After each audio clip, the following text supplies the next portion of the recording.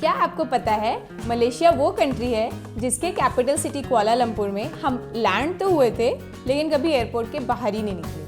और इसका रीज़न हम आपको बताएंगे इस वीडियो में, क्योंकि इस वीडियो में हम एक्सप्लोर करने वाले हैं यहाँ के 2 सुपर ऑफबीट आइलैंड। पहला है लंकावी आइलैंड, मलेशिया का tax free island where chocolate is cheaper than water and sunsets look illegal. And दूसरा सिम्पोना आइलैंड, जो कि इंटरनेट पे थोड़ा कंट्रोवर्शियल आइलैंड है, बट ऐसा लगता है किसी ने मालदीव्स को कॉपी पेस्ट कर दिया लेकिन मालदीव्स के प्राइजेज ही नहीं चार्ज करे। इस ट्रैवल गाइड में हम आपको बताने वाले हैं कि ये दोनों आइलैंड आप कैसे जा सकते हो, कहाँ स्टे कर सकते हो, वेज फूड कैसे मिलेगा एंड कितना बजट लगने वाला है। प्लस हम ये भी देखेंगे कि दोनों आइलैंड विजिट करने का बेस्ट टाइम क्या हो सकता है। और सबसे इम्पॉर्टेंट चीज़, हमारे एक्सपीरियंस से हम आपको बताएंगे कि क्या ये दोनों जगह एक्चुअली वर्थ इट है या सिर्फ ओवरहाइप्ड है। तो अगर आप भी मलेशिया का वो साइड देखना चाहते हो जो बिल्कुल टूरिस्टी भी नहीं है और पॉकेट फ्रेंडली भी है, तो इस वीडियो को एंड तक ज़रूर देखना। अब बात करते हैं एक इम्पॉर्टेंट चीज़ की कि मलेशिया आने का बेस्ट टाइम क्या हो सकता है। वैसे तो मलेशिया ईयर अराउंड डेस्टिनेशन है, बट अगर आप स्पेसिफिकली लंकावी, सिम्पोना या फिर कोई आइलैंड डेस्टिनेशन जा रहे हैं तो टाइमिंग मैटर कर सकती है। लंकावी के लिए बेस्ट टाइम होगा नवंबर से अप्रैल के बीच में, जहां वेदर प्लेजेंट होता है, बारिश थोड़ी कम होती है एंड बीच हॉपिंग के लिए एकदम परफेक्ट टाइम होता है। एंड सिम्पोना आइलैंड आने के लिए बेस्ट टाइम होगा मार्च से लेके जून तक, क्योंकि इसी टाइम पे पानी सबसे ज़्यादा क्लियर होता है।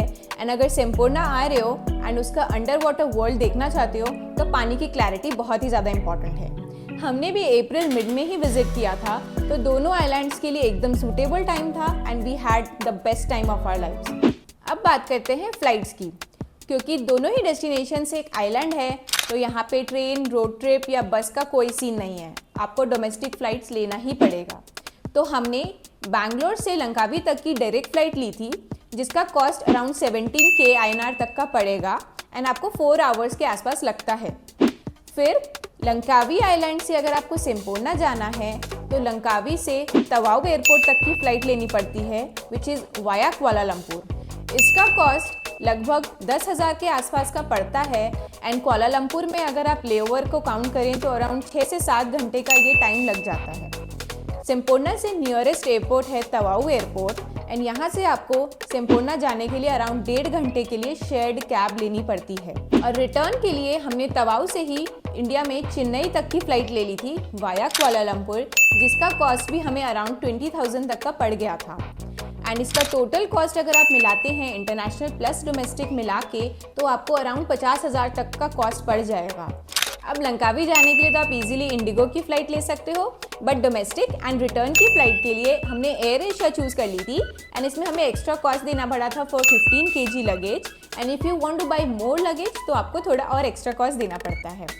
आई नो ये थोड़ा टाइम कंज्यूमिंग है, इतनी सारी फ़्लाइट्स लेना, ट्रैवलिंग में ही टाइम चला जाएगा, बट अगर आपको रिमोट आइलैंड्स एक्सप्लोर करना है तो थोड़ी मेहनत तो करनी ही पड़ेगी। अब चलते हैं वीज़ा की तरफ। तो मलेशिया के लिए इंडियंस को 30 डेज़ की वीज़ा फ्री एंट्री है, मतलब वीज़ा का कोई झमेला नहीं है, कोई एम्बेसी के चक्कर लगाने की ज़रूरत नहीं है, कोई पेपर वर्क नहीं, बस इम्प्रॉम्प्टू फ्लाइट्स बुक करो और मलेशिया ट्रैवल कर सकते हो। सिर्फ एक चीज़ का ध्यान रखना है कि मलेशिया लैंड करने के पहले Malaysia digital arrival card fill ज़रूर कर लेना। तो ध्यान रहे, ये डिजिटल अराइवल कार्ड बिल्कुल फ्री ऑफ कॉस्ट है एंड आप डिस्क्रिप्शन से ऑफिशियल वेबसाइट का URL ले सकते हैं। अब इमिग्रेशन टाइम पे आपको ये कुछ डॉक्यूमेंट्स है जो हैंडी रखना पड़ेगा, जैसे कि आपका पासपोर्ट, रिटर्न फ्लाइट टिकट्स और hotel bookings. And surprisingly Tawau airport पे हम डोमेस्टिक एयरपोर्ट से लैंड हुए थे, लेकिन फिर भी हमें और एक इमिग्रेशन का प्रोसेस करना पड़ा था। अब बात करते हैं सबसे important cheese, SIM card and currency की। अगर आपने ये दोनों सॉर्ट नहीं किया तो एयरपोर्ट पे जाते ही आपको स्ट्रगल शुरू हो जाएगा। सो हमने मलेशिया लैंड करने से पहले ही क्लूक से ये ई सिम बुक कर ली थी, जिसका कॉस्ट हमें 15 दिन के 1.5 GB डेटा के लिए 800 INR ही पड़ा था। और जैसे ही आप ये क्लूक का सिम बुक करोगे, आपको QR कोड आपके ईमेल ID पे आ जाता है और उसमें सारे स्टेप्स दिए होते हैं। तो जैसे ही आप लैंड करोगे वैसे ही सिम एक्टिवेट कर लेना, बस इजी पीजी। अब करेंसी की बात कर लेते हैं। तो मलेशिया की करेंसी है मलेशियन रिंगिट, जो कि 1 मलेशियन रिंगिट के अगेंस्ट 24 INR का पड़ता है। एंड अगर आप $100 एक्सचेंज कराने जाते हो तो 408 के आसपास आपको मिलना चाहिए।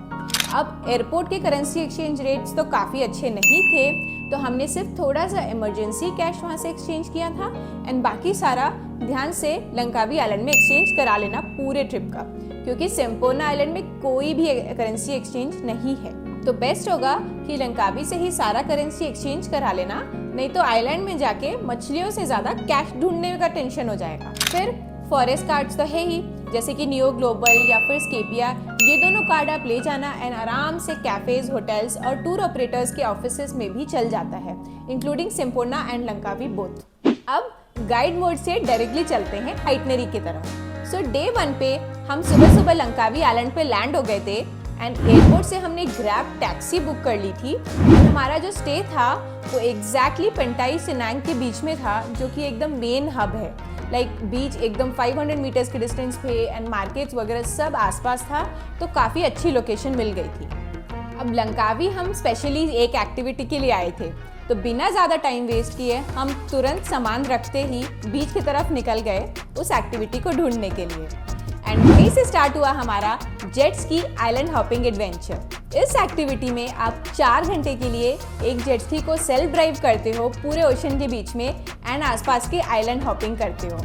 जो व्यूज़ मिलते हैं अनरियल एंड आपको एकदम सिक्लूडेड आइलैंड्स पे जाके चिल करने का बहुत अच्छा मौका भी मिल जाता है।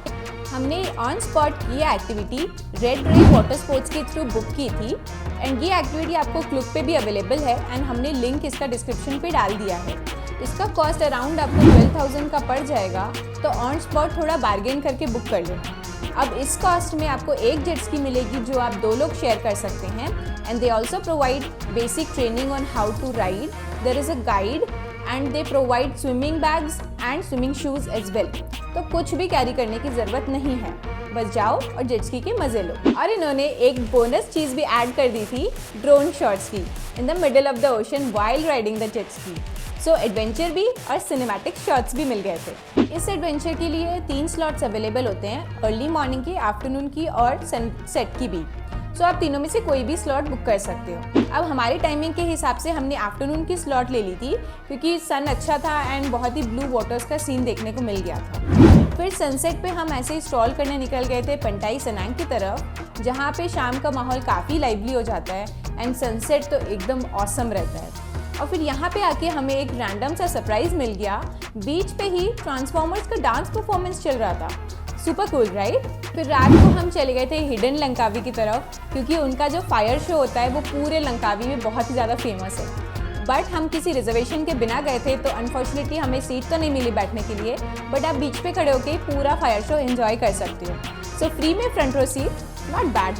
अब डे 2 में हमने डिसाइड किया कि हम लंकावी खुद से ही एक्सप्लोर करेंगे एंड इसका best way and cheapest way था एक स्कूटी रेंटल कर लेना। सो यहाँ पे आप अपने इंडियन ड्राइविंग लाइसेंस के बेसिस पे स्कूटी रेंट कर सकते हो एंड लंकावी का कोना कोना एक्सप्लोर कर सकते हो। एंड पेट्रोल का रेट था सिर्फ 40 रुपीज़ INR। यहाँ पे स्कूटी का rental rate 600 INR per day क्या है एंड 1000 रुपीज़ वो as a security deposit charge करते हैं। And all over the island आपको हर जगह ये सिमिलर रेट ही मिलेगा। तो हमने तो अपने होटल के बाहर से ही एक शॉप से स्कूटी बुक कर ली थी एंड यहाँ पे दोनों राइडर्स को हेलमेट पहनना मैंडेटरी होता है। सो आज का हमारा पहला स्टॉप था 7 वेल्स वाटरफॉल। यहाँ की एंट्री चार्ज आपको 200 INR की पड़ती है एंड 20 मिनट्स का हाइक करके आपको ऊपर चढ़ना रहता है। तो हर लेवल पे आप हाइक करके डिसाइड कर सकते हो कि आपके कौन से लेवल से व्यू एंजॉय करना है। तो हमने 4th लेवल तक का हाइक किया एंड उसके ऊपर का रास्ता थोड़ा सा रफ था, तो हम वहीं पे रुक गए। अब 4th लेवल पे ही इन्फिनिटी पूल, नेचुरल स्लाइड्स और super refreshing ice cold water मिल रहा था, तो आगे हाइक करने की मेहनत कौन ही करता। बट यहाँ पे आपको अवेयर रहना है कि बहुत सारे मंकीज़ हैं जो कि बहुत ही प्रोफेशनल थीव्स हैं, तो अपने बिलोंगिंग्स को ध्यान से रखना। फिर अगर 7 वाटरफॉल्स के आगे आप जाते हैं तो उसी एरिया में ओरिएंटल विलेज है, द फेमस गंडोला राइड है एंड टिकट्स आप ऑन स्पॉट ही बुक कर सकते हैं। उस दिन थोड़ा क्लाउडी था एंड ऊपर से कुछ भी व्यू नहीं आने वाला था, तो हमने गंडोला राइड स्किप कर दी थी। ओरिएंटल विलेज भी काफ़ी प्रिटी एंड कलरफुल सा है, डेकोरेटेड सा एरिया है, बट कुछ ज़्यादा खाने के लिए नहीं है वहाँ पे, सिर्फ कुछ फोटोज़ खींच के आप वापस आ जाना, क्योंकि रेस्टोरेंट्स और शॉप्स जो सब कुछ है वो बहुत ही ज़्यादा ओवर प्राइस्ड है वहाँ पे। शाम को स्कूटी राइड करके हम गए थे कोक बीच की तरफ। ये बीच सरप्राइजिंगली काफ़ी एम्प्टी था और थोड़ा ऑफ बीट सा लग रहा था। तो ये एक जगह है जहाँ पे आप परफेक्टली बैठ के रिलैक्स कर सकते हैं, सनसेट एंजॉय कर सकते हैं एंड बीच के साइड में फूड भी एंजॉय कर सकते हैं। इसके बाद हम चले गए थे सीधा कुआ टाउन की तरफ। यहाँ पर वेडनेसडेज एंड सैटरडेज को बहुत ही बढ़िया नाइट मार्केट लगता है, amazing food stalls and souvenir shops लगते हैं एंड काफ़ी लाइवली सा माहौल होता है। तो हमने तो मोस्टली डेजर्ट्स ही ट्राई किया था, जैसे कि sweet potato balls, peanut pancakes and बहुत ही अमेजिंग कोकोनट शेक भी मिलता है यहाँ पे, तो वो ज़रूर ट्राई करना। अब डे 3 पे वेदर थोड़ा रेनी था, तो हमने डिसाइड किया कि हम कोई डेस्टिनेशन एक्सप्लोर नहीं करेंगे आज, कोई स्कूटर रेंटल भी नहीं करेंगे, सिर्फ पंटाई सनांग बीच पे अपनी चादर बिछाएंगे एंड फुल डे रिलैक्स करने वाले हैं। तो हमने यहाँ पे स्विमिंग की, रिलैक्स किया एंड आसपास के मार्केट वगैरह एक्सप्लोर किए।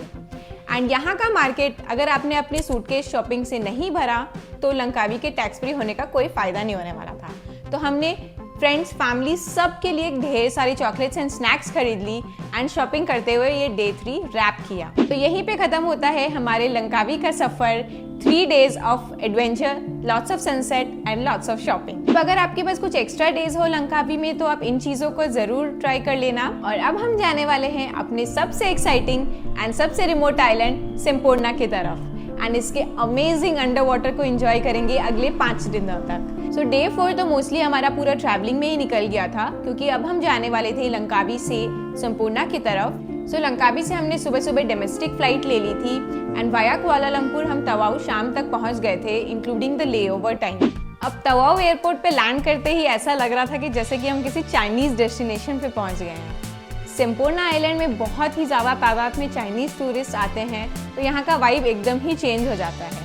एंड क्योंकि पूरे एयरपोर्ट में हम सिर्फ अकेले इंडियंस थे, सो वहाँ के इमिग्रेशन प्रोसेस में हमें बहुत सारे क्वेश्चंस पूछे गए, जैसे कि हम कहाँ स्टे करने वाले हैं, हमारा नेक्स्ट 5 days का प्लान क्या है एंड हम सिम्पोर्ना क्यों आए हैं वगैरह। But it was very smooth, ज़्यादा कुछ परेशानी नहीं हुई थी उसमें। फिर तवाऊ से सिम्पोर्ना जाने के लिए 1.5 घंटे का शेयर्ड वैन हमने कर लिया था एंड ये हमने अपने होटल से ही बुक कर ली थी, जिसका कॉस्ट हमें 600 INR पर पर्सन का लगा था।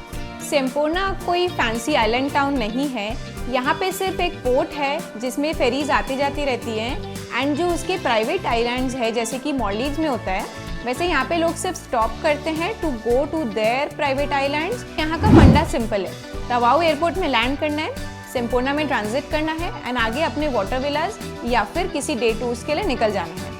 विद इन सिम्पोर्ना ज़्यादा कुछ करने के लिए नहीं है। अब डे 5 था, जिसके लिए हम सबसे ज़्यादा एक्साइटेड थे, क्योंकि फाइनली हम अपने ट्रिप के सबसे स्पेशल स्टे पर जाने वाले थे एंड एक छोटा सा कोजी सा वाटर विला बीइंग आंगन रिसोर्ट, जो एकदम लग्जरी तो नहीं है लेकिन एग्जैक्टली हमारे वाइब्स को मैच करता था। सो हमने ये स्टे booking.com से बुक कर ली थी एंड सिर्फ 8,000 में हमें ये अमेजिंग रूम मिल गया था, including 3 meals of the day. और क्योंकि हम यहाँ पे ज़्यादा टाइम स्पेंड करना चाहते थे, तो हमने उनसे प्राइवेट ट्रांसफर्स बुक कर ली थी फ्रॉम सिम्पोर्ना जेटी। तो हमें 4,000 INR में उन्होंने सुबह सुबह 9 बजे जेटी से पिकअप करके अपने आइलैंड में पहुँचा दिया था एंड यहाँ पे हमने अर्ली चेक इन मांग लिया at 9 AM only and they were very friendly about that.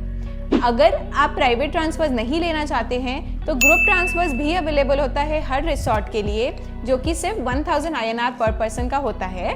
But group transverse दोपहर के 2 बजे के चेक इन के हिसाब से होती है, तो सुबह का टाइम पूरा वेस्ट हो जाता, इसलिए हमने प्राइवेट ट्रांसफर्स ले ली थी। अब क्योंकि ये स्टे काफ़ी रिमोट एरिया में था, तो यहाँ पे एक ही प्रॉब्लम है कि यहाँ पे सुबह 8 बजे से लेकर शाम को 5 बजे तक इलेक्ट्रिसिटी अवेलेबल नहीं होती है। अब ये सुन के थोड़ा सा मूड ऑफ हो सकता है, but honestly once you see the place, ये सब कुछ मैटर ही नहीं करेगा। पूरा स्टे कोरल से सराउंडेड है, ओशन ब्रीज इतनी कूल होती है एंड पानी इतना क्लियर कि बस पूरे दिन हम ओशन में ही पड़े रहे थे। हमने बहुत स्नॉर्कलिंग की, उनके कोरल्स को एडमायर किया, हमने टर्टल्स भी देखा एंड वहाँ पे ढेर सारे स्टारफिशेज है जिनके साथ आप आराम से चिल कर सकते हो। सो इलेक्ट्रिसिटी, वाईफाई, ये सब कुछ याद ही नहीं आएगा। उन्होंने स्नॉर्कलिंग के लिए हमें सारे गियर्स रेंट पे दे दिए थे and they also rent out the crystal kayak during sunset, which is also an amazing activity to try. अब डे 5 के अमेजिंग स्टे के बाद हमें सिम्पोर्ना जेटी वापस जाना था, क्योंकि हम नेक्स्ट 3 days वहीं स्टे करने वाले थे फॉर हमारे फ्यूचर एडवेंचर्स के लिए। अब यहाँ पे एक प्रॉब्लम थी, अगर हम सुबह के चेकआउट टाइम का शेयर ट्रांसफ़र लेते टू सिम्पोर्ना, जो कि 11 बजे की होती है, तो हमारा rest of the day waste हो जाता सिम्पोर्ना में। एंड अगर हम सुबह की प्राइवेट ट्रांसफ़र लेते तो फिर हमें वापस से 4,000 रुपीज़ भरने पड़ते। तो हमने यहाँ पे एक स्मार्ट जुगाड़ लगा लिया, हमने रिसोर्ट के थ्रू ही डे टूर बुक कर ली। तो जो डे टूर वाली ग्रुप थी, उन्होंने हमें रिसोर्ट से पिकअप किया, पूरे दिन की डे टूर करवाई और फिर सिम्पोर्ना में ड्रॉप कर दिया शाम को। तो हमने डे 6 के लिए 3 आइलैंड स्नॉर्कलिंग ट्रिप बुक की थी एंड इसका कॉस्ट हमें पड़ा था 2400 INR का पर पर्सन। एंड ये 3 आइलैंड्स थे Pom island, Timba island and Mataking island. अब एक इम्पॉर्टेंट थिंग यहाँ पे, जो भी आप टूर बुक कर रहे हैं स्नॉर्कलिंग का, वो लोग कुछ गियर्स प्रोवाइड नहीं करते हैं, तो आई वुड सजेस्ट कि आप अपना मास्क, पाइप और फिन्स खुद से लेके जाएं ताकि आप प्रॉपर्ली वहाँ पे स्नॉर्कलिंग कर सकें आराम से। अब आपको लगेगा कि मैं शायद ओवर हाइप कर रही हूँ, लेकिन सिम्पोना का स्नॉर्कलिंग सच में बहुत ही ज़्यादा अमेजिंग है। यहाँ पे हमने इतने सारे टर्टल्स देखे एंड वाटर इतना क्लियर था कि बोट पर बैठे बैठे ही आप 8 मीटर्स तक का सब कुछ क्लियरली देख सकते हैं। और यहाँ के कोरल्स तो इतने amazing, the variety, the colour and इतने ज़्यादा ब्यूटीफुल कि अगर आपको थोड़ा भी snorkelling and under water marine life का शौक है तो सिम्पोना आइलैंड अपने बकेट लिस्ट में अभी के अभी ऐड कर ही लो। फिर डे 6 को टूर खत्म करने के बाद उन्होंने हमें सिम्पोना जेट्टी पे ड्रॉप कर दिया था एंड सिम्पोना में हम रुके थे आइलैंड बैकपैकर्स हॉस्टल में एंड यहाँ पे private rooms plus bunk beds दोनों भी अवेलेबल है, तो आप अपने कंफर्ट के हिसाब से ले सकते हैं। अब ट्रिप के लास्ट 2 डेज हमने अपने सबसे अमेजिंग एक्टिविटी रखी थी। हम दोनों का ही फेवरेट एक्टिविटी है स्कूबा डाइविंग। तो हमने इंडिया में अपना ओपन वाटर कोर्स ऑलरेडी ख़त्म कर लिया था अंडमान्स में एंड हमने सोच के रखा था कि हम किसी दूसरे कंट्री में ही जाके अपना एडवांस कोर्स करेंगे। तो जब हमने मलेशिया में एडवांस ओपन वाटर कोर्स का रेट्स देखा तो ये इतना सस्ता था कि हमने लगा ये छोड़ना तो बिल्कुल क्राइम हो जाएगा। सिम्पोना में हमें ये कोर्स 28,000 का पड़ गया था, including the course guide, gears, hotel transfers, meals, सब कुछ। हमने ये जो कोर्स है वो बोवन डाइव रिसोर्ट से किया था एंड हम चाहते थे कि हम यहीं पे स्टे करेंगे नेक्स्ट 2 डेज एंड यहीं पे स्कूबा डाइव करेंगे इनके साथ। बट अनफॉर्चुनेटली हम जिस डे ट्रैवल कर रहे थे उस दिन उनकी बुकिंग्स फुल थी, तो हमने आइलैंड बैकपैकर्स में ही स्टे किया था और इन्होंने हमें होटल से लेके डाइव रिसोर्ट तक के लिए ट्रांसफर्स बुक कर दी थी। तो डे 7 पे हम सुबह सुबह उनकी कार से वहाँ पहुँचे, अमेजिंग सा ब्रेकफास्ट किया, अपने गाइड से मिले और उन्होंने हमें 2 डेज़ जो हम डाइव्स करने वाले थे उसके और कोर्स के बारे में काफ़ी सारी अच्छी ब्रीफिंग्स दी। एंड ये 2 डेज़ का कोर्स होने वाला था जिसमें हम 5 डाइव्स करने वाले थे, इंक्लूडिंग 1 नाइट डाइव। सो पहले दिन तो ये सब ब्रीफिंग एंड वो थ्योरी पढ़ने वगैरह में सारा टाइम चला गया, तो हमने इस दिन के लिए सिर्फ 2 डाइव सेव की थी, एक डे डाइव और एक नाइट डाइव, जो कि हम इनके हाउस रीफ पे ही करने वाले थे। एंड सबसे बड़ा हाईलाइट तो हमारा था नाइट डाइव। ये हम दोनों के लाइफ की सबसे पहली नाइट डाइव थी एंड मैं बहुत ही ज़्यादा डरी हुई थी, बट जो अंडर वाटर मैजिक रात में होता है ना, उसको वर्ड्स में एक्सप्रेस करना इम्पॉसिबल है। लाइक हमने सिर्फ एक टॉर्च लाइट से इतने वेराइटी ऑफ सी क्रिएचर्स देखे थे जो मैंने अपने लाइफ में कभी इमेजिन भी नहीं की थी। अब डे 8 पे हमें अपने कोर्स का बाकी 3 डाइव्स करना था, तो आज के दिन हम फिर सुबह अर्ली मॉर्निंग निकल गए और आज के प्लान के हिसाब से हम वापस वही सेम 3 आइलैंड जाने वाले थे, Pom, Timba and Mataking. But scuba diving का मैजिक यही है, सेम प्लेस पे जाके भी आप एक कम्प्लीटली डिफरेंट चीज़ एक्सपीरियंस करते हो। एंड ऑनेस्टली माटाकिंग आइलैंड, जिसको गार्डन ऑफ ईडन भी बोलते हैं, मेरे अब तक के 21 डाइव साइट्स में से वो सबसे बेस्ट डाइव साइट रहा है।